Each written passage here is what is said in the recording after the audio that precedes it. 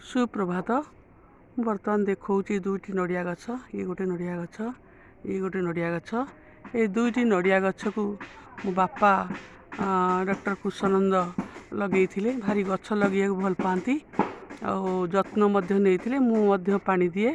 ये दुईटी गछ 5-6 वर्ष फलिला। आनी नर्सरी मुझे नर्सरी बापा के लगे जत्न नहीं पानी देते आगु बड़ करते फल फलिला। बापा खाई बो खाई बापा बो आदि नहांती से स्वर्ग किंतु तांको स्मृति उद्देश्य मुझे गछ को बापा लगे मु कहे गोटे बापा गछ आ गोटे मो बो गछ, ये बो बापा गछ बोली मु कहे। आमे यही गछटा को बहुत फल पाइछु।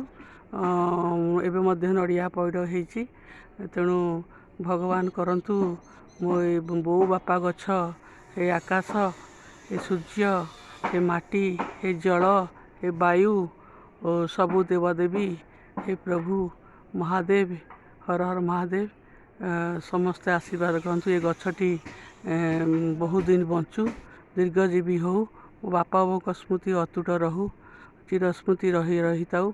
आउ यही वृक्ष साहाଯ୍य बापा स्मृति को मन पक बापा बो स्मृति को मन पकाऊँगी। प्रथम जो फलिला आमे महादेव को देइथिलु, जगन्नाथ को देइथिलु, हनुमान मंदिर देइथिलु, घरे मध्य पूजा करथिलु। तेणु विभिन्न ठाकुर देवादेवी मंदिर रे आमे यही गछर फल को श्रीफल को कहते श्रीफल देइथिलु।